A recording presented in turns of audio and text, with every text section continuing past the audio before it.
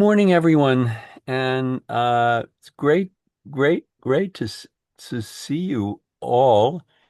We're a little earlier today, so thank you uh, for joining us at an even earlier hour. Um, I is Robert Frost is so interesting, and uh, and I think this is one of his most interesting and slippery poems. Um, and I love it, and and I would really enjoy hearing what you had to say about it.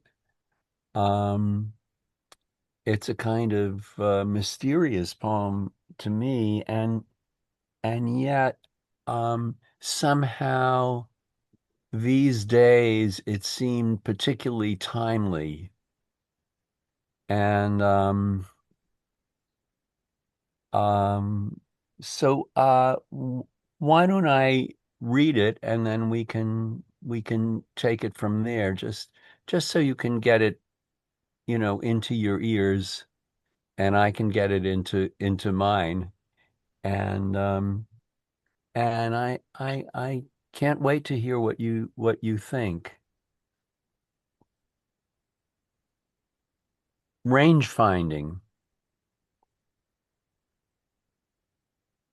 Um, oh, I should tell you that this was published in 1916, which might not surprise you, but it was actually written a couple of years earlier, which is a little surprising. So, that's one of the sort of mysteries about it. Range finding. The battle rent a cobweb diamond strung and cut a flower beside a ground bird's nest before it stained a single human breast. The stricken flower bent double and so hung. And still the bird revisited her young.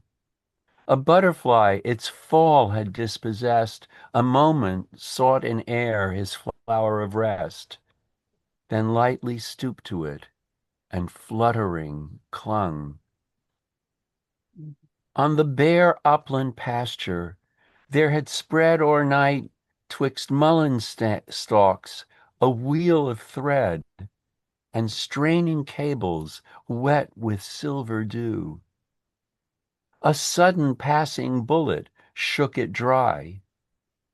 The indwelling spider ran to greet the fly, but finding nothing, sullenly withdrew.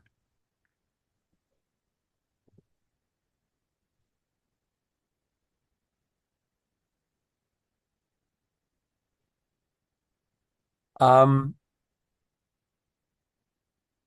well, let's start with the form. Uh, you recognize the form, I take it.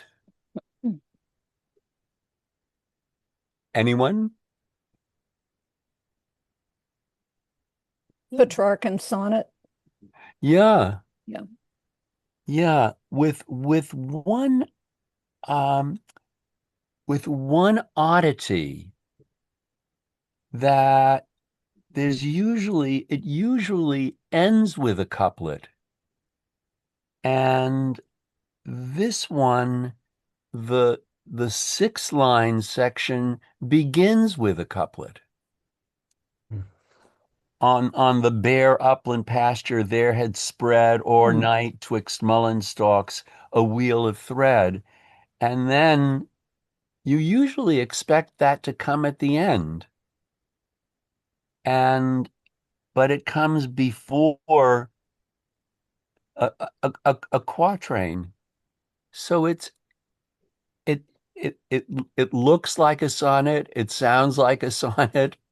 It's 14 lines. It has all the qualities of a sonnet, which we might think about in what way does that contribute to the poem. But but it has some little twists to it that are not conventional, that are rather odd. Um, and Frost wrote a lot of sonnets, and I don't remember any other ones that do this. Well, he creates a pattern, but then he repeats it there because dry and fly is also a couplet followed by and withdrew rhymes with do. So he has spread and thread a couplet with do, and then dry and fly another couplet with withdrew. So he sort of created his own rhyme scheme there and then repeats it. Right. But the do dry fly withdrew is a couplet within a quatrain.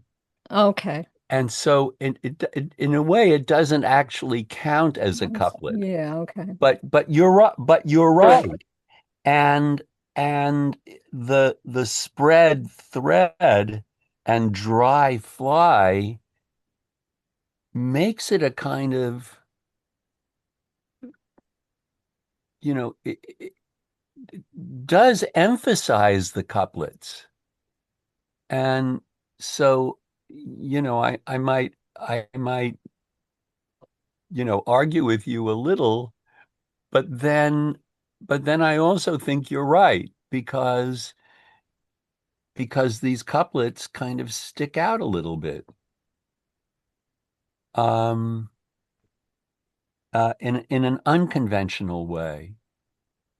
So you are right to point that Yeah. out. Well, I don't, but also you're saying, well, the Petrarchan sonnet also often uses the envelope rhyme scheme, which she does in the octet with the rhyming in the middle.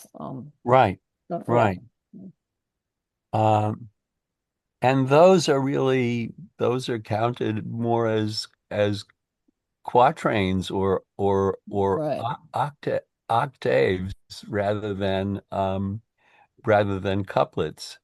But the use of couplets is really, I mean, certainly now that you mention it, it's a kind of woven thing throughout this throughout this poem.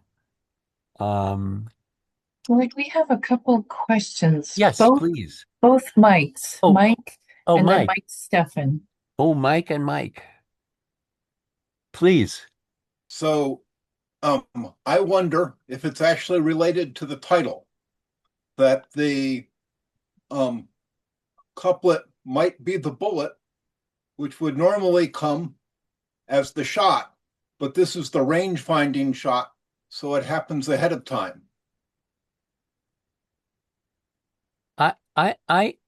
Yeah, I want to explore that a little bit, and I think that's right. That that there is something that keeps interfering with with what you expect the order is going to be. Mike Stefan. Just for what it's worth, I in my day translated hundreds of Petrarchan sonnets written by Pierre de Ronsard. And I don't know because I don't know Petrarch well enough, but I know that Ronsard used the sextet as his place where he could innovate, variate on rhythms. And this, and there's nothing usual, at least about a poem by Ronsard, who was the preeminent Renaissance poet in France. there is no establishment for the sextet, and that's where the poet places his greatest variations. But it does read to me like a couplet and then a closed quatrain is how you read it. It could be speak to me the formality of war, but also the life that goes on in spite of, beside, beyond wars, which I think the poem brings out wonderfully. And the discipline of poetry in the mind as being a way of seeing that war, even a raging war in progress, is not everything. It is not all consuming, and life goes on. So, Mhm. but that just the two pennies worth, if Frost was familiar with different Petrarchan sequences, he may have just used that sextet to exercise a little intuition and, as well as convenience. But if you were, I don't know that there is really a definite pattern for the sextet in a Petrarchan sonnet. That's just my two pennies. Yeah, it's just it is unusual to start with a couplet in the sestet. And I mean I can't speak about French poetry, but in English poetry it's very unusual to do that. Well, The couplet is almost invariably the closing, a you know, Petrarchan sonnet in English is unusual to begin with. I mean, oh no, oh, no, it really. is. It's the secondary sonnet form to me in English. I mean, Well, there's centuries of Petrarchan sonnets. I mean, yeah, so you don't often get a true Petrarchan sonnet with the first octave adhering with just two rhymes, which he does very splendidly. And even that diamond strung that lingers at the end of the first line sounds very Shakespearean. The battle rent a cobweb, yeah, diamond strung, you know. yeah. So, but anyway, Yeah, no, no, definitely. I mean, there is something. Um, Someone was complaining to me uh, recently about the old-fashioned diction of this sonnet, um, which doesn't bother me so much. Um, but I think it's there. Oh, Gina, hi, welcome back. you get Uh, that thing, Lloyd, with a butterfly, its fall had dispossessed. It's very confusing. You've got to read through that sentence a few times to understand it is the flower, but it almost sounds like a lingering ablative syntax. Uh, a butterfly, its own fall dispossessed. I'm going, gosh, where is the active verb in that? But you see that it's really very Americanized, truncated relative. A butterfly, the flowers, a butterfly which the flowers fall had dispossessed. But, right, right, but it's easy to take that if your ear is tuning into the older grammar. At first, I was wanting to read its as the butterfly's own fall, and as an inversion of the verb and the not and the accusative verb or noun. Anyway, that's all I've got to say.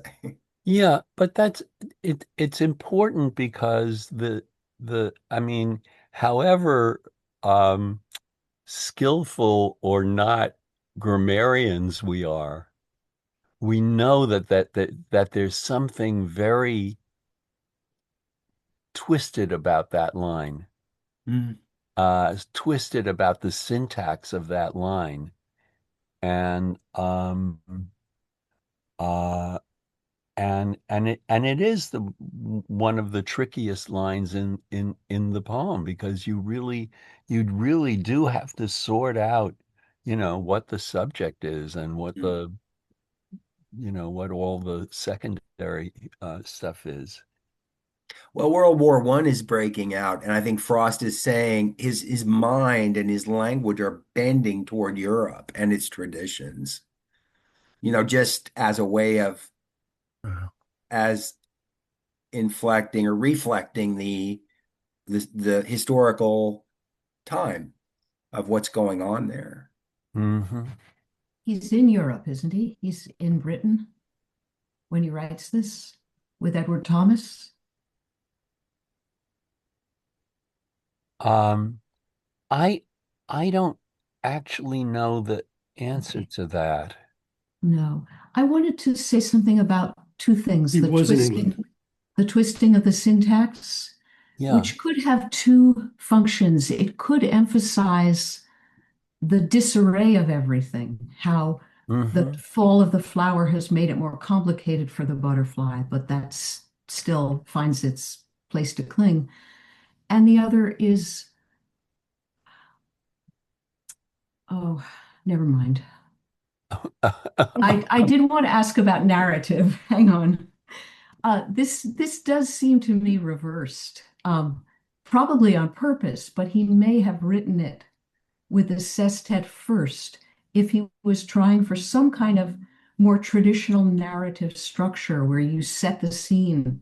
It's a bare upland pasture, and then you introduce the spider, and then you go on to the other insect and bird, or bird and insect. And I wonder whether how people feel about the structure that it has now, the way the story is told.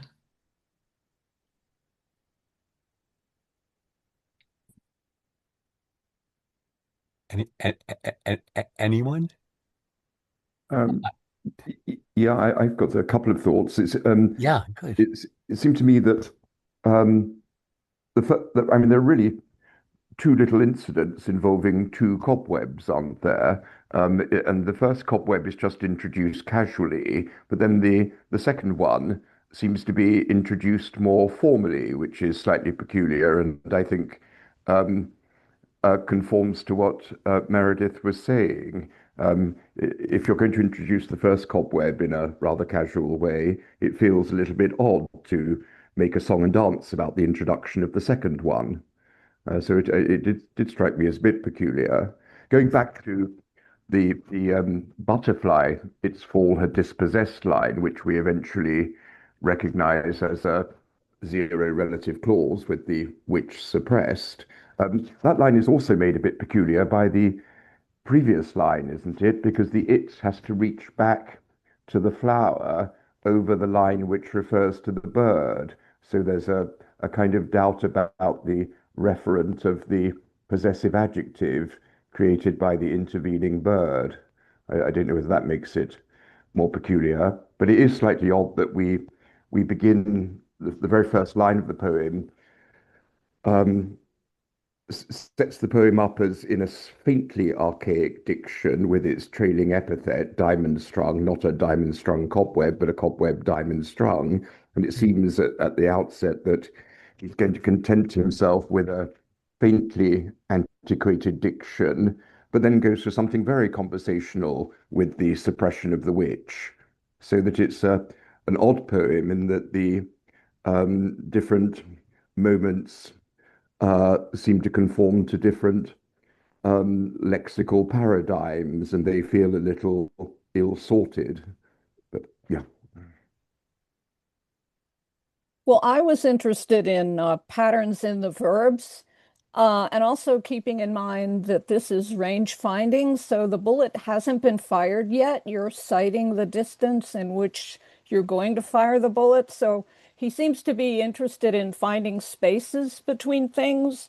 So he says the battle rent or tore the cobweb and then cut the flower, but then it stained the human breast. He could have been much harsher. He could have said bloodied. And then the stricken flower bent, but the bird is revisiting her young, and the butterfly is dispossessed, but it's still active. It sought and stooped and clung to the flower. And then with the second cobweb that is wet. It had spread overnight. It's wet with dew, but then the passing bullet just shook it dry. It didn't destroy it though. And I find the last two lines change quite a bit. They're saying the spider ran to greet. Like this is a sudden social context. It's like he's greeting rather he's going to seize the fly, tie it up, and eat from it. But no, in this case, he runs to greet the fly, and he finds nothing, so he suddenly withdrew, which I found that I don't know what to make of it. Actually, it just puts it in a very different context from the rest. And also, he uses indwelling, which isn't that's Hopkins' word for God and the indwelling presence of God in nature. So, but is that here? I don't know. Is he being purposefully ironic? How purposefully? Anyway. Um, I let's go through the poem. Um, um, I think these sort of quirky grammatical things, some of these old-fashioned grammatical structures, word order, um, are really, I think they do things, uh, in this poem. They're very, seems to me they're very skillful and surprising. Lloyd, I remembered Yeah. the second half of what I wanted to say about that Oh, very thing, which is yeah, that it's quite beautiful yeah, and full of intent, and yeah, in that yeah, sense artificial, but it has that quality of observing nature that I think Frost wants to emphasize. And since Joyce mentioned Hopkins, you see that in Hopkins' journals, this yeah, rapturous, very, very detailed description and focus.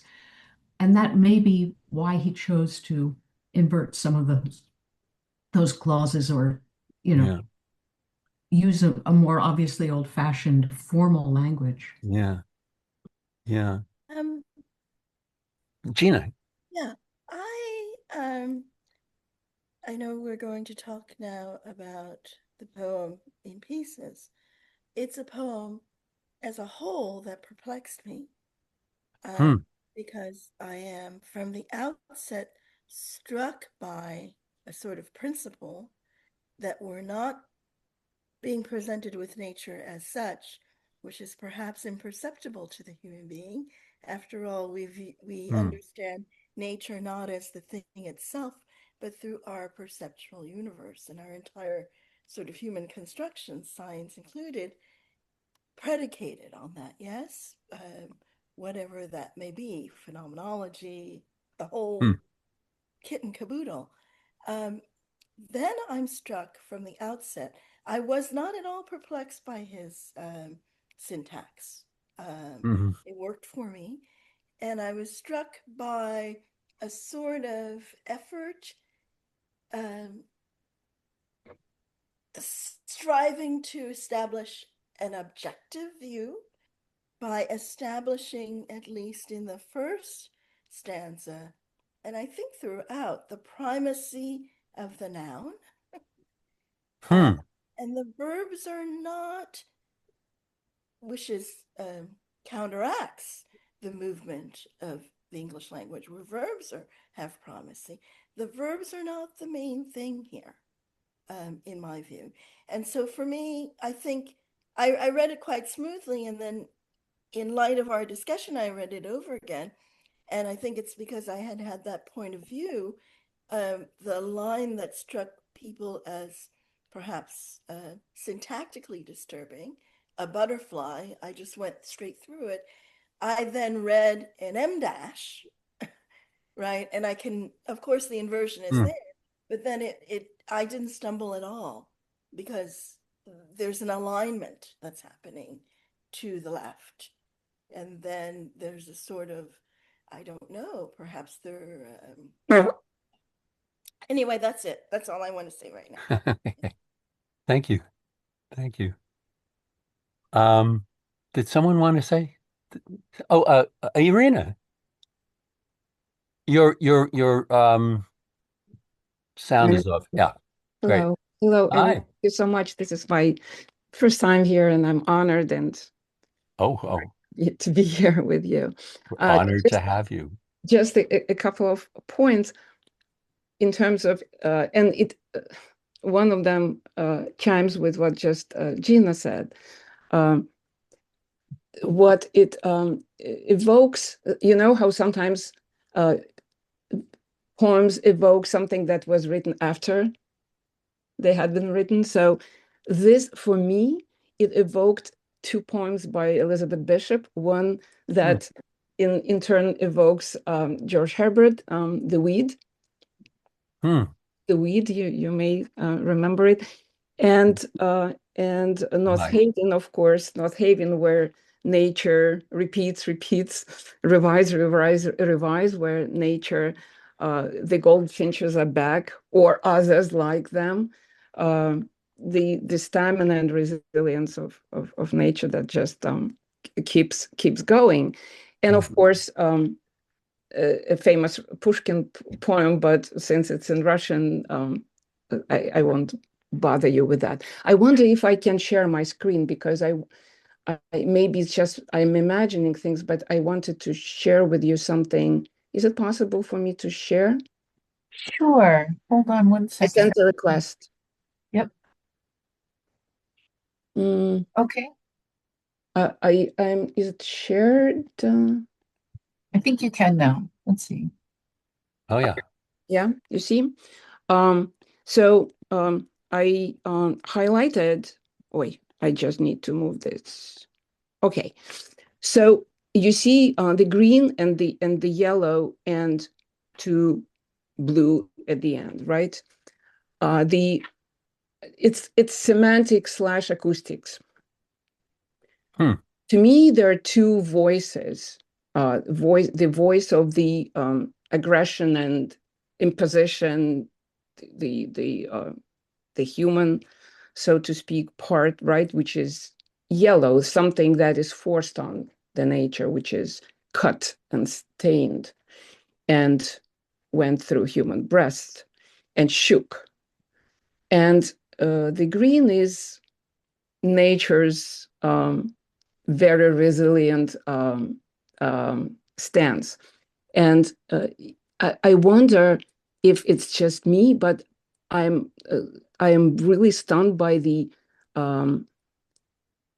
prevalence of this st sounds. Look at the green, so strung, and breast.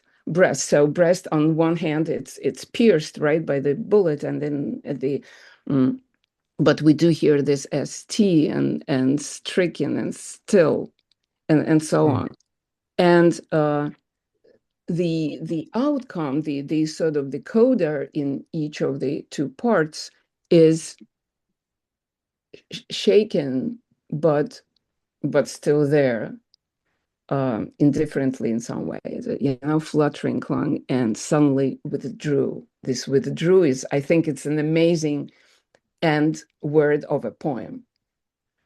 And also the reflection, where pretty much it starts with the human aggression, and it ends with the yellow, but at the core we have this resilient nature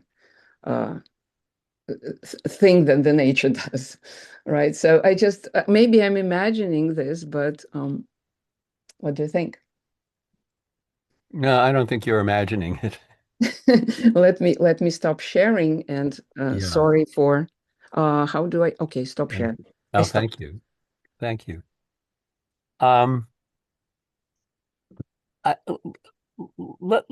Let's go back to the poem, because I think we can see some of your point as we look through the poem.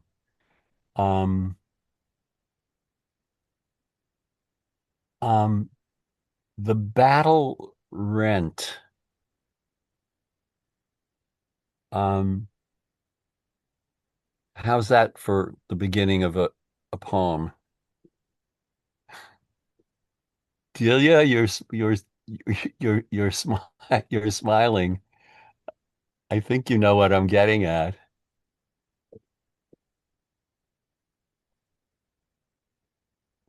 Delia, do you want to say anything? And then Delia, do you want to put your sound? Oh, there Yeah, you go. it's in your face. Yeah. It's very, very direct and harsh. And rent is battle rent a cobweb. Well, you think I mean, I think it's setting you up for something more than cobweb. We know how battles rend one, rend groups, rend situations. The battle rent a cobweb diamond strung.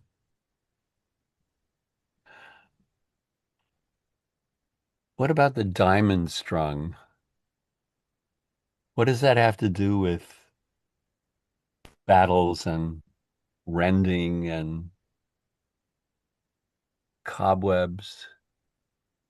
I didn't get it, but I want to let Hume speak up. But Lloyd, I didn't get it. I didn't understand, what does battle rent a cobweb diamond strung? So I'm sorry to interject because I know Hume Yeah. wants to ask a question, but No, please. I didn't get that. All right. Well, yeah, I read that as merely being the dew glittering on the spider web. But my question, I'm curious whether other people had a similar reaction to mine, which was to think that Frost's battle was um, incredibly decorous. The only thing that's damaged was spider webs, and the bullet that struck the flower merely nicked the stem so it fell over. It didn't actually blow it away.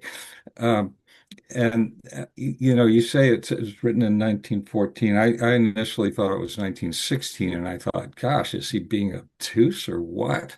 But Yeah, he published it in 1916, but he yeah, wrote it yeah.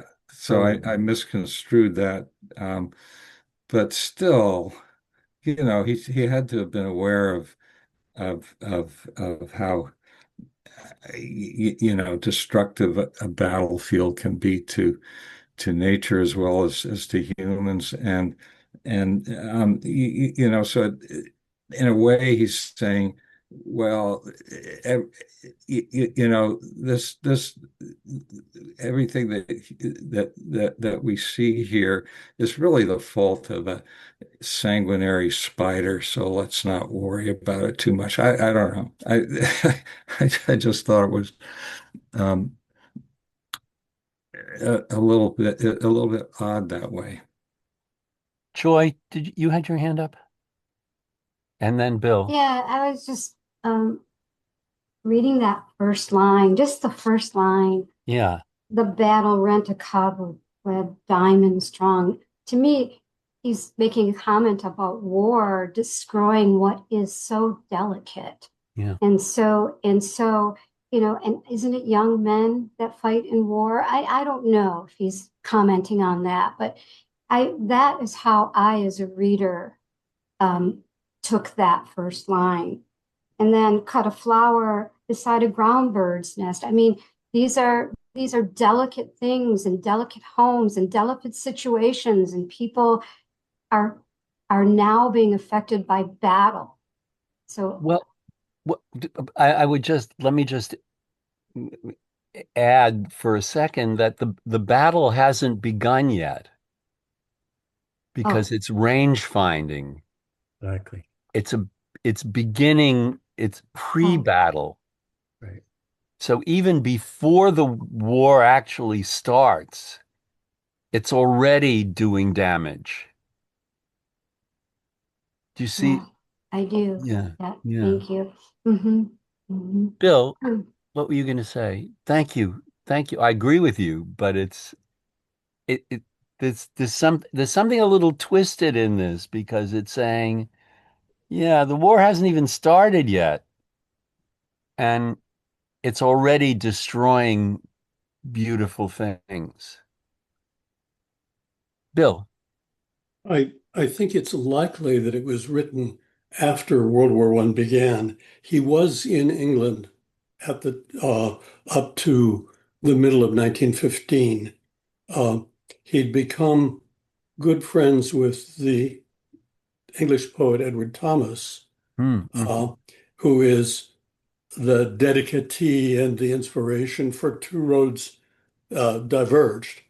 Um, um, Frost reputedly said that it was a kind of joking poem for Thomas, who would dither when they went out on a walk, Oh, which way to go. But Thomas was also dithering about whether to enter the war. He was old enough not to be conscripted or, not to be thought ill of for not mhm. joining the war. But he did go ahead. Frost left in 1915, came back to America, uh, and his friend Thomas um, joined the war around then, or joined the army around then, and was killed in 1917. Um, so uh, that happened obviously after this was published, but there's very much a World War I context for it, I think. Yeah. I understand, and perhaps there's may have more specific details that the war is one of the precipitating events that led Frost to return to the United States, the onset of World War I. That's been an understanding that I've had. Hmm. We have three people Yes. Yeah. waiting. Sarah, then Mike, and then Arena. Okay. Sarah, go ahead Thank you. if you still want to. Um, I I love this space, and thank you for keeping it going under such pressure. Um, what struck me on second reading of this, when I could pull back from the microcosm that it gives us, is how very photographic it is. And now and I wasn't aware of when it was published, I didn't look that up, but I kept thinking, before it stained a single human breast, I was thinking of Matthew Brady and and Whitman and the Civil War that preceded all of this. And Robert Mhm. Frost would have been well aware of, the photographs and of course what happens in war. And I just thought of what you said, Lloyd, which is so apt. It's his most slippery poem. And I find Robert Frost to be just deceptively, I don't know, there's something compelling about him that you don't see on the surface. And so before it stained a single human breast, it's just like, war is hell. And Yeah. and he's just sort of delicately put it there in this very English tradition of the pastoral and all of this, and the bullet's down there, but even the bullet is just pressed, like a dried, like something sentimentally dried and pressed between the pages of a book. It is a slippery ass poem, and Mm. thank you. But I mean, there's a couple of ways to hit somebody between the eyes with your point, and you don't even know you've been hit, and there you are, just like in a blood blossom. So that's And then look at the next line. The stricken flower bent double and so hung. I mean, even the rhythms of that line, the kind of bum bum, the sort of hanging thing, and that uh, if you took out the word flower, and inserted the word soldier, it's pretty violent. Mike, sorry, Yes. your hand was up. I've been over on my other monitor trying to mine the historical context. And there's the Agadar crisis and the Boer War, which both happened before this. Yeah. If this was in the very run-up of World War I before it started, the diamonds could be an allusion to the cause of the Boer War. And this range-finding shot could be the Agadar crisis, that he's seen the tensions unfolding that will bring World War I, and it's almost a prophecy of World War I in the context of what had just happened when he arrived in England.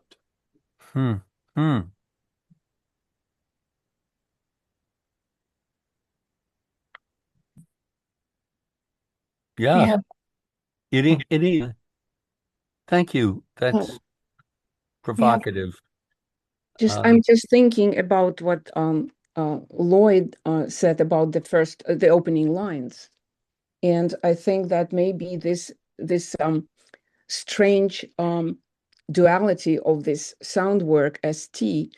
On one hand, it's sort of aggression, right? It delivers this sound of aggression. On the other hand, it's the sound of resilience. And I think that this whole little fugue that we have here is the intertwining voices of resilience and of aggression, and somehow they are voiced through the same sound work. So through the single sound work, the duality through the just unity of these two sound, S and T. And about the opening lines, I think that, and the sound is there too, and of course diamond is both the pattern of dew, right, and at the same time, and cobweb, of course, and at the same time it's diamond, cut as we cut diamonds, right? So it's both vulnerability and tremendous strength. I don't know, again, maybe I'm imagining, but I think it's the duality. I think it's already voiced in the opening lines. Yeah, and just to underline your earlier point, just look at this: battle, rent, strung, cut, nest, stained, breast, stricken, bent, all these T and K words that are all rather, they're not pretty, they're kind of nasty. Gina. And then Bill. And then Denise. And then, then Denise. Yeah. Hi, Denise. Gina? I thought Bill was ahead of me. Okay.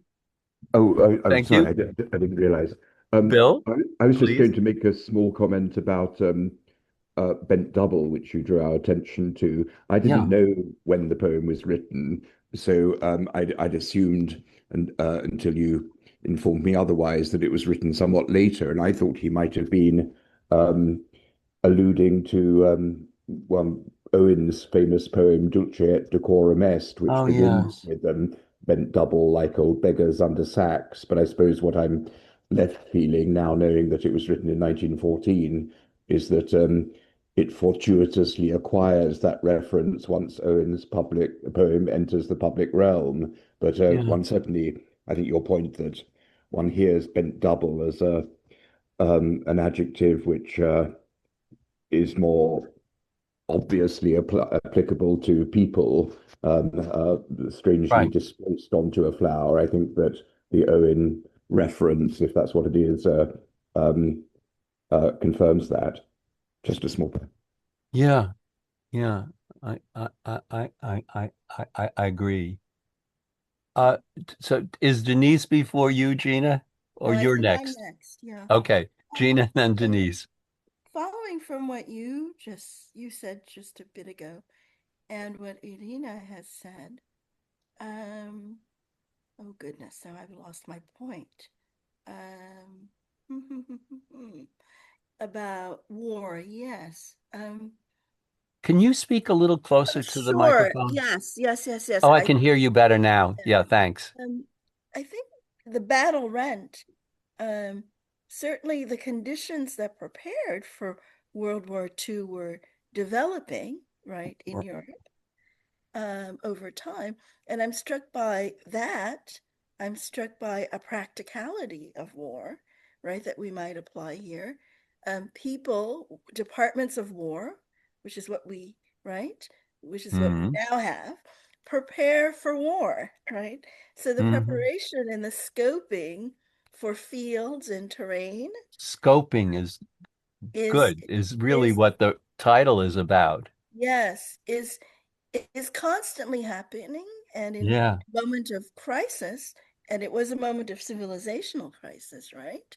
Um, that has to be accelerated, right? And so I'm struck by those things, and I um, and what you said, uh, building again on Irina about the ST sound, yes. So and the T sound and the K sound. I believe T and K are plosives, right, hmm, in linguistics, and they approximate popping sounds like right. yes, Yeah, right. So ta ka.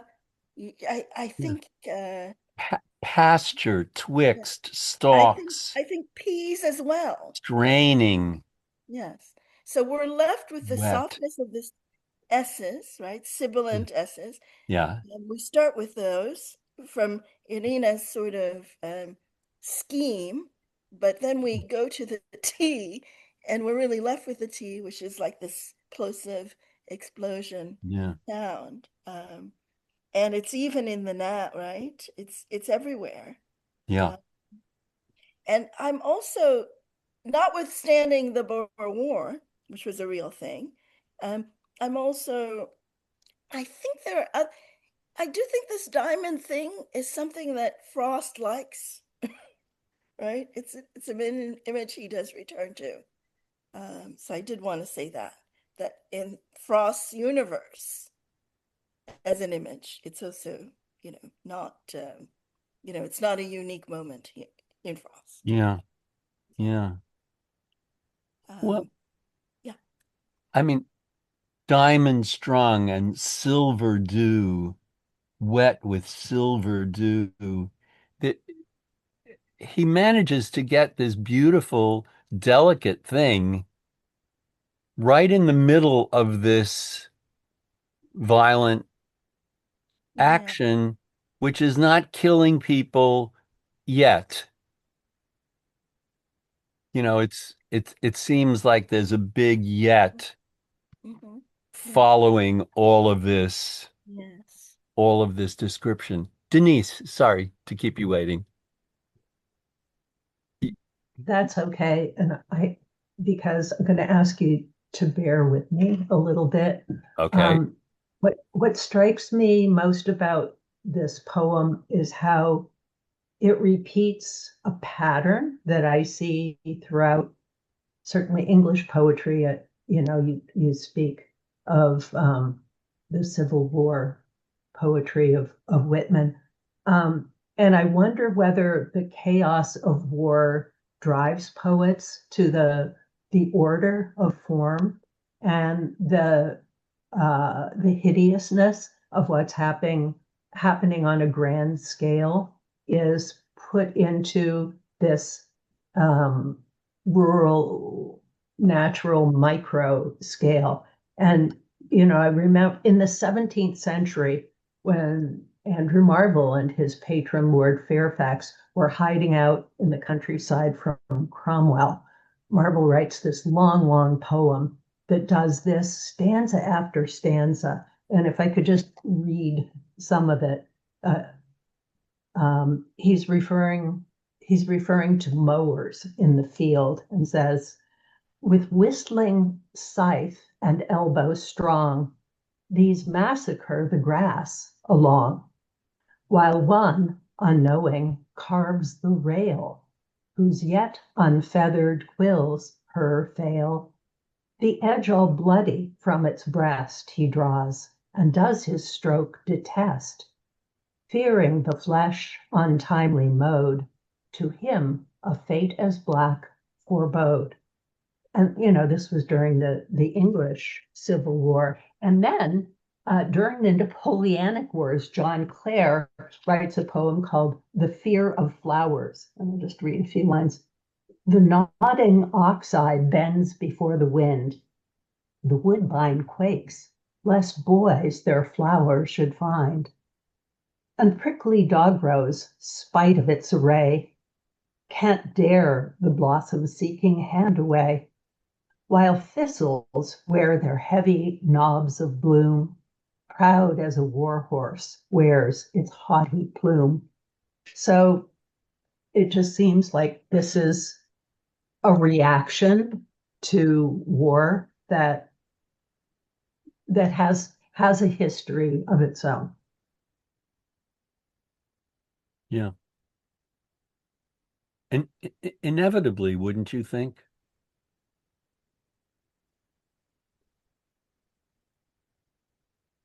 Inevitably, yes, but what strikes me is the sort of metaphorical hybrid that's used with,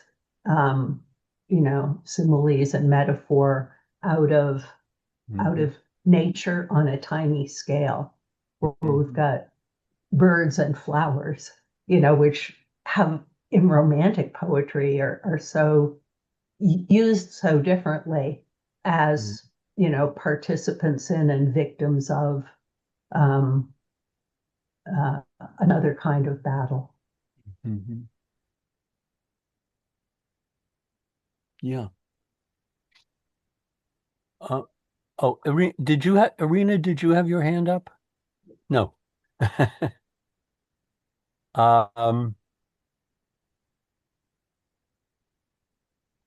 Let's go back to the poem. The battle rent a cobweb. Rent a cobweb. Again, rent is a word that fits with battle more than it fits with cobweb. The battle rent a cobweb, diamond strung. Well, yeah, it's beautiful. That's what you notice about the cobweb. It's not scary. It's not ominous, but it's beautiful. And cut a flower beside a ground bird's nest. Cut a flower. So there's all this violence going on. Before it's stained, and stained is, what kind of stain would it be? It's a bloody stain. Yeah. Yeah, exactly. Before it stained a single human breast, which also means some of you might know that there's a term which I can't remember that says that's the idea of an image that denies the thing that it suggests. Before it stained a single human breast. Stained a single human breast is a war image. But this is before. So this hasn't happened yet. We have a lot of words. Before it stained a single human breast. We know Sorry, I missed the I'm sorry? I couldn't hear. Oh, I think Mistake. it was a mistake. Bonnie just joined the group. Oh, hi, Bonnie. Keep going, Lloyd. Yeah, okay. So it's setting up there's all this violence that the poem is setting up, but it's also kind of saying, well, this hasn't happened yet. That this is what we can predict, but it hasn't happened yet. So there's a kind of what do you as I say, there's a Greek term for using an image that um that isn't there yet, that's predicting an image. Josette, your hand is up. Hi, Lloyd. Hi everybody. I'm new to this group. Good. I Welcome. thank you. Yeah, just I guess I want to answer your question. I feel like this poem is kind of like a little didactic. It's trying to teach you via the spider to withdraw before the battle begins. I think it's trying to kind of tell you to use nature as a um, a model for what you can do. You can be gentle, you can be beautiful, you know, and you can be resilient. I also, somebody had said something about indwelling as Oh, yes. a theological term. I didn't know that, but that reminded me of something I thought of with the phrase flower of rest, which sounds to me like day of rest. A sort of, biblical, like, Right. slash divine, Yeah. lesson for us that we can, take from nature, but Yeah. we don't. And also, I wanted to say that before somebody said something about the second stanza kind of setting the scene. Before I read the second stanza, I thought the whole first stanza was just a scene in nature. I didn't really understand it as human related at all. I kind of missed the third line somehow and thought of it as like a battle between birds over, a flower.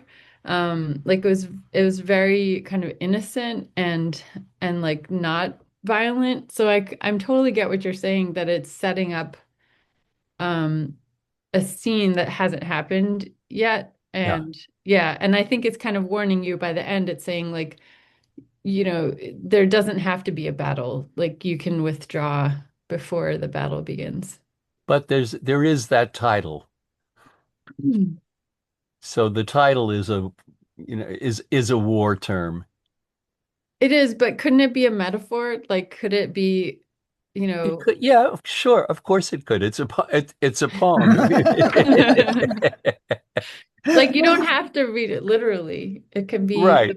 the birds are But it finding is, their range, their habitat. yeah, but it is telling you, it's giving you a context to to think about. And then the second word of the poem is battle, and the third word is rent,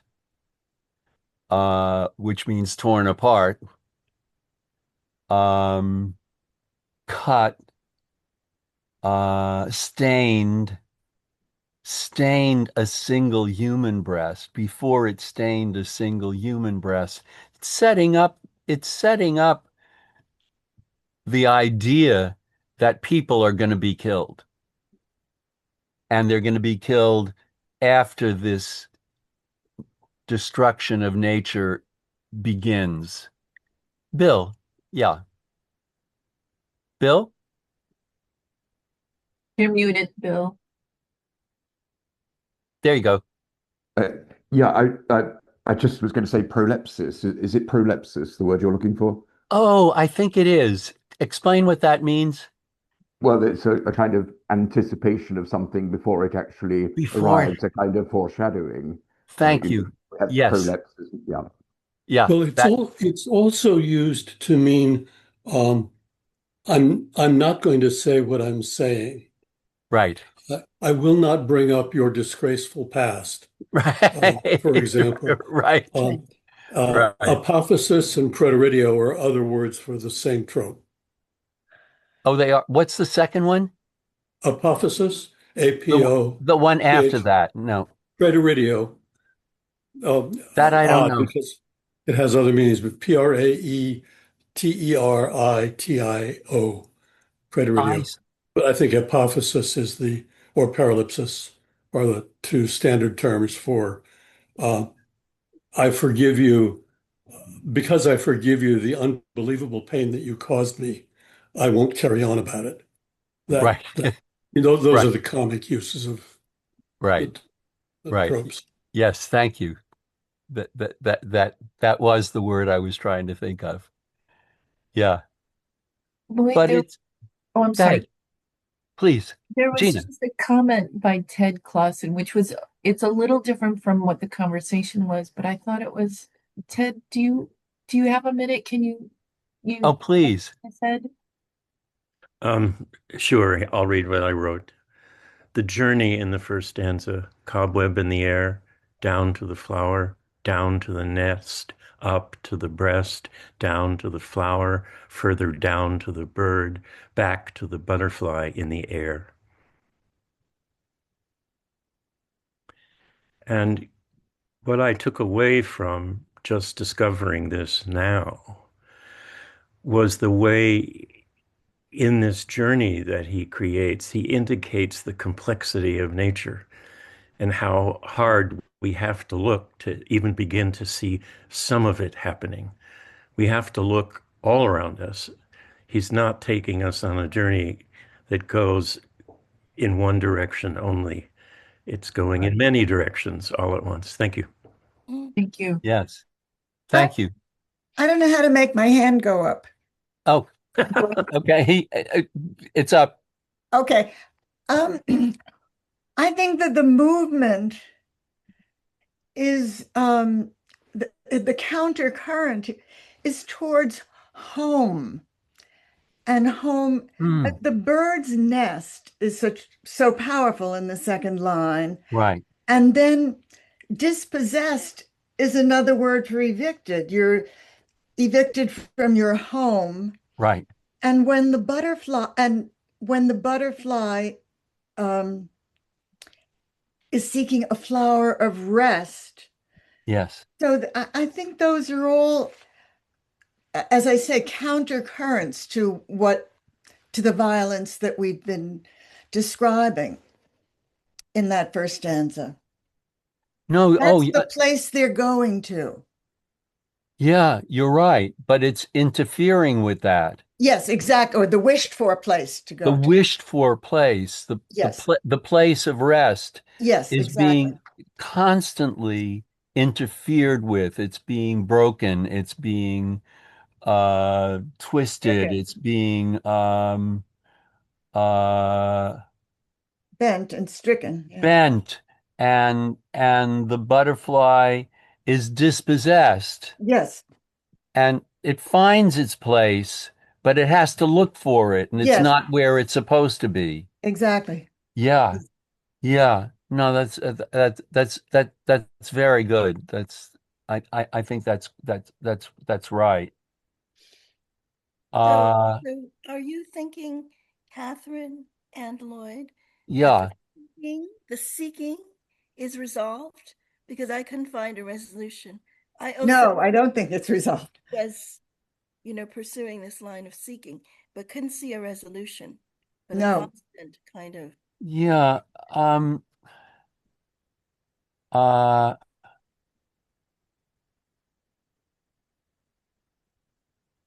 so I think it's a little more complicated than that. Yes. It's not finding a it is finding a resolution, but it's not a permanent resolution. It's going to, it's going to change again. The butterfly is going to look for its place of rest. Oh, there it is. It's not where it's supposed to be. I just found it, and it's going to get to its place of rest, but that place of rest is going to be destroyed again. Right. So I suppose I'm asking specifically in the poem, because I couldn't get to it, what is that, albeit temporary, place of rest in the poem? Because I just find constant violation, right? Yeah, Violation of nature. I don't find at all, it's all temporary. it's all temporary. Is another instance of it. The Yeah. couplet that this goes back to the what we spoke about, I think you wrote up at the beginning. The couplet that begins rather than ends the second stanza Yeah, gives a false, I mean, couplets usually give a closure to a sonnet. right. So it gives us that resting place, but no, it takes it away with It the takes next it four lines. away. Yes, right. That's very, yeah, good. Yeah, it's in the wrong place. Yeah, We think it's going to we end. think we can, We think it's going to end with that couplet, but it doesn't. but no. But no, yeah. Um, uh, but what we haven't talked about, or we haven't talked much about. Oh, Denise, did you have your hand up? Is that your hand? It is, yeah. Yeah, Go ahead. as I listened to this marvelous discussion, I realized that the first thing that really grabbed me about the poem was the title, Range Mhm. Finding, because range has such a huge range of meanings, Yeah, and they all seem to, many of them apply here. And as I was reading, Ted's hearing his description of the up and down and up and down, yeah, I think it was. yeah. I was thinking that's such a great range of movement, contained within a small area. But, obviously the one part of the title that we've talked about a lot, or one meaning of range, is like a shooting range. But Mhm. then a range can also be, as in home on the range, it can also be wandering over a big field to, explore it or examine it. And these all seem to pop up here, which is breathtaking to me. Yeah, yeah. Irina, you have your hand up. Yes, just actually continuing what just Ted said and what Denise said, I also noticed similar things about timing. The timing in this poem is very strange. Everything is upside down, not only in Lisestet, but also I think in the first lines that are pretty much, it's like in a play, or you have a prologue and epilogue Mhm. just in 2 lines, because Diamond Strong already, it's a preview, it's just setting the scene and already giving us it's a spoiler that diamond, it's diamond cut diamond, right? It's strong and it's able to withstand nature, I mean, withstand everything. But in general, timing is in reverse as range finding, pretty much Mhm. continuing to what you just said. If you of you just said it's violence before violence. Yes. Violence before violence has even started, and the movement Right. is what appears almost still. It's a strange what Ted showed very interestingly. The movement that is pretty much in a still framed image. There is so much almost invisible movement, and epilogue comes before prologue. Everything is actually messed up in a way, right? It's just there is this duality that is twisted. And the Hopkinses, you would think, oh, Diamond Strong, it's Hopkins with this the whole thing, and but it's before Hopkins even became known that much, right? He wasn't even, Robert Bridges brought him into the world after the World War One. So that's strange, right? It's also twisted in a way. Timing is also messed up here too. Yeah. I want to get to the very end of the poem as soon as possible, but Mike, you have your hand up and uh, comment before we get to the last two lines. Okay, it does go down to the last two lines in a way, but Okay. I'm struck by the butterfly at the end of the octet, Mm-hmm. where it has found its rest, it's clinging to it, Yeah. but it's now on a dead flower. Yes. There's a point maybe that people are going to something very ephemeral and false when they take comfort that the war isn't happening or the war happen. Mm-hmm. Yeah. And that sullen withdrawal, especially if that's related to Germany withdrawing from the Agder crisis, is something of the same idea. Yeah. Yeah, I see that. Yeah. Something about that last line of the octave of the eighth line, that is, I think, is very important through the poem, and that is the rhythm of the words. Da da da da da da da da da da da. And fluttering clung. The sounds in this poem are so reflective of what the words mean. And it's not just the words, but it's the rhythms, it's the way they sound. Um, a moment sought in air his flower of rest. That's very regular. So there's the butterfly in the air, flying around looking for his normal place of rest. Then lightly stoop to it and fluttering clung. And that all that um that light unaccented rhythm, fluttering clung. It's not da da da da da da da da da da, but da da da da da da da da da da da, fluttering up in the air, and then clung, finally finding something to cling to. But I want to get to those last two lines.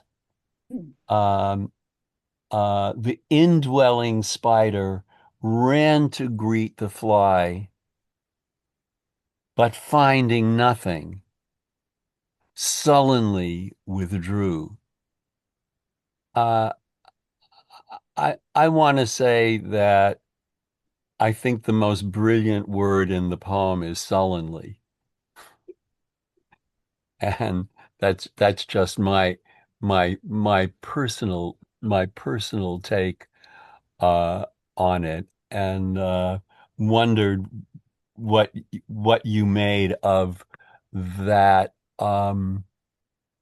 that sullen spider the indwelling spider ran to greet the fly. It's almost like it's about to give it a hug,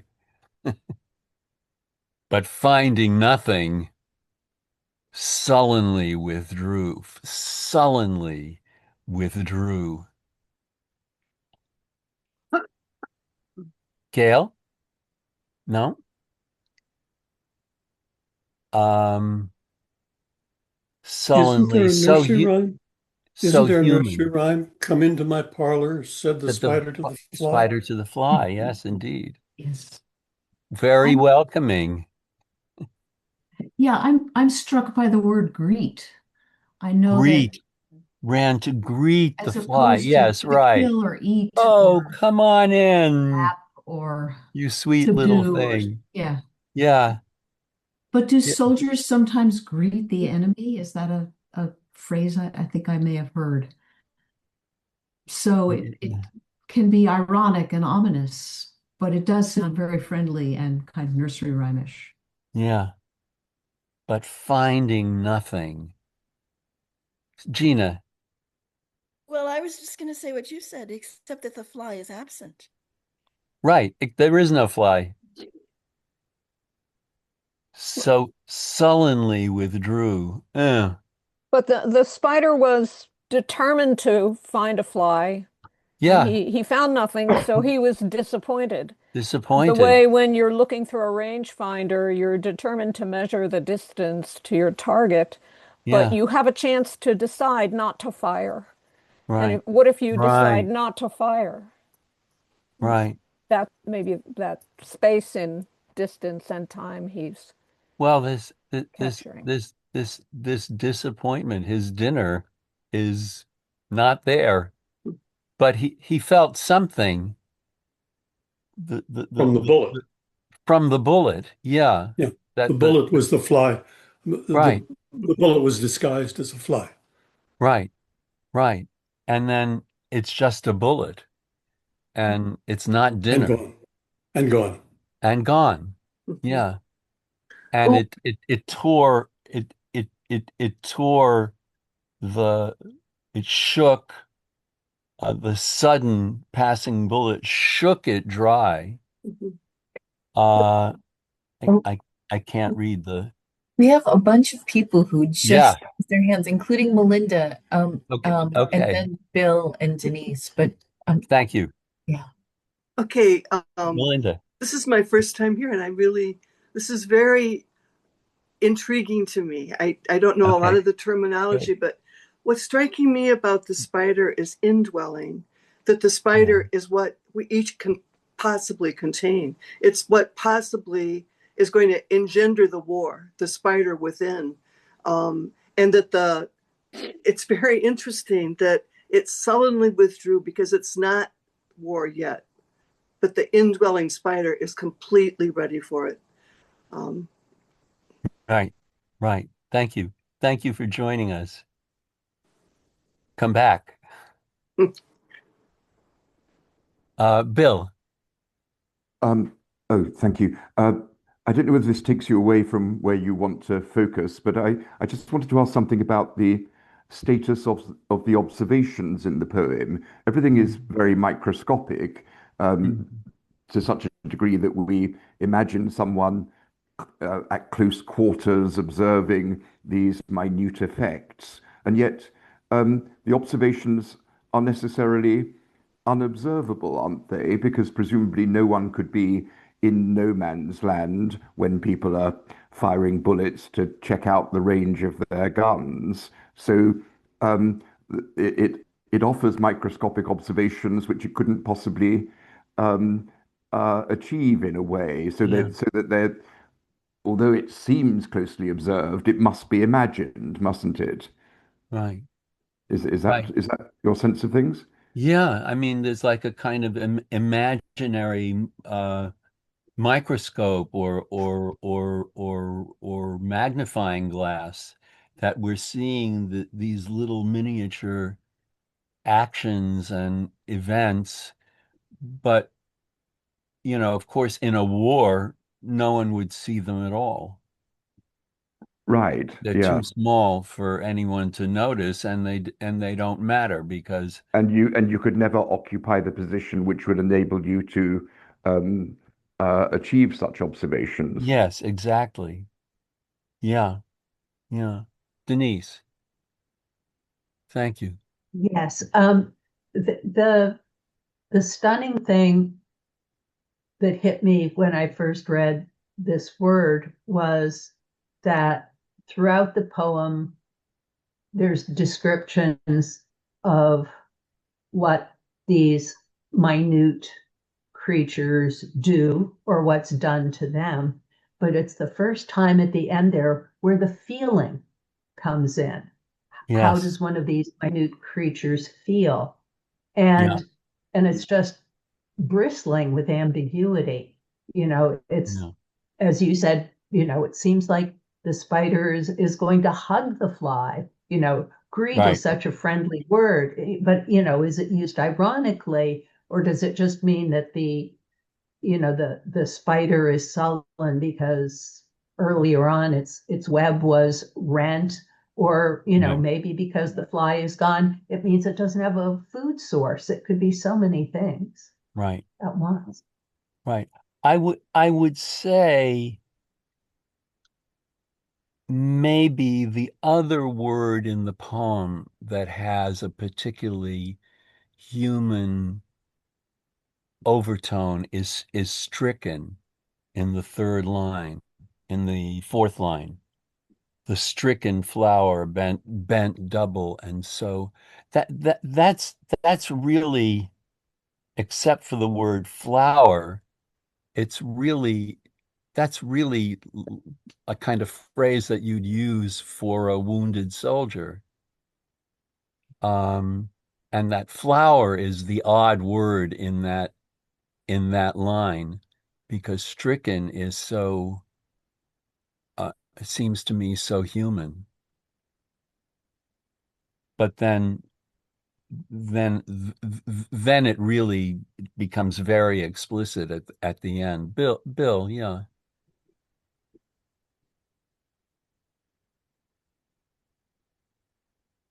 Um, just thinking about the spider and the fly, Frost cannot but have known this poem, which was written in the early 19th century, and it was a thing that children just knew. Even I kind of knew it. Um, and it's all about mistrust. And there's a lot about the run up to World War I and then the beginning that is all about mistrust. Everybody was mistrusting everybody else. That was just in the atmosphere. It seemed inevitable that there would be a war. Right. And it was based everywhere on the sense that you can't trust the other party. And this is the spider and the fly come into my poem. This was certainly the spider and the fly, but also the unreality of it. This could have been written either in the lead up to the war, which began at the end of July in 1914, or in the months between then and February 1915 when he left England because of the war. Right. But it just seems to me embedded in that time and in ours Yeah. right now. Yes. Yeah. That that is that that is what occurred to me. Um, choosing this poem. Well, this was a fascinating discussion, and uh, any last words? We have to let Marita go. She's at home today, and just generously offered to spend her time. Susan, I will start with you because you haven't said anything yet. Well, I just was so struck by the movement from Diamond Strung and the sparkle of things to the ending of the anthropomorphic sullenly withdrew, and that kept collapsing on me in the poem that the rending of this, the destruction caused. Also, I had read before it stained a single human breast, I Right. had read it that the bullet whizzed by and did hit a human breast. So I completely misunderstood that. So I Well, was yeah, except that you didn't, right. because that before it hit a single human breast is the inevitability of what comes after the range finding is that in fact people are going to be stricken and struck and killed and that frost is really that's really quite a loaded phrase there because we know it's going to happen. So I think you're right, actually. Um, and it may not be in this little action that's taking place now, but sooner or later, a lot of people are going to be killed.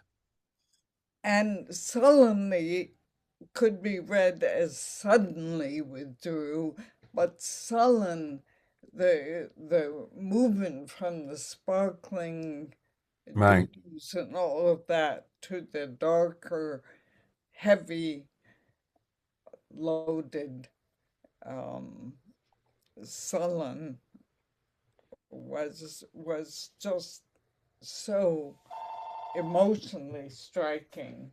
So Yeah. Yeah. Gina, last word. Know that I was on, but I would say, yeah, um, I I'll say something, which is that um, the moment is of war coming, certainly Yes. from 1914, but we're living in a context of a Europe that is in crisis. I mean, it doesn't seem specious to say this. The post-Napoleonic order has collapsed, and so Europe has been spinning for quite some time, right? Mm-hmm. And so finally, and conflicts have been occurring. The Agadir crisis, as was mentioned, the Boer War, the Germans are implicated in both, um, and German rebellions in Southwest Africa, Mm-hmm. the Russo, French conflict. I mean, all of this is just coming to a head, and someone living through that time would be aware of that. So those are the contexts in which, right, that I'm reading this poem and why I think war is just at the center of it and that nature doesn't have a chance. Yeah. Well, thank you so much, Marita. Thank you so much for taking the Thank you, time. Marita. Thank you, Lloyd. My pleasure. Everyone, take care. And Lloyd and I will be talking soon about next month. Good. So take care, everyone. Thank you very Thank much. you. Thank Well, you. Good to see some of you back and always happy to have new people. That's exciting. yeah, And thank you, Marita. This is Yes. my pleasure. And I Very sort of generous. understood the poem much better as the conversation continued. So thank you Oh all. yeah. Yeah. Well, it's very tricky and we think Frost is such an in a way such an easy poet, two roads diverged in a yellow wood. And we all know what that means, but really he has poems that are a lot trickier and nastier and more scarier. Uh, and that his use of language and grammar and sentence structure, which depends a lot. It seems, I mean, he was a classical scholar, so that, it helps it helps to know Latin and Greek to be able to decipher some of his phrasing and it's tricky, no doubt about it. And I do think it makes him the greater poet, Mhm. for that as well. Well, thank you all very much, and Thank and you. and really some of my favorite people are here, and some of my favorite people are here for the first time. So that's very, very nice. Uh, Thank you. that's exactly whom I'm talking about. And okay, have a wonderful day, everyone. Take care. Bye, everyone. Thank you.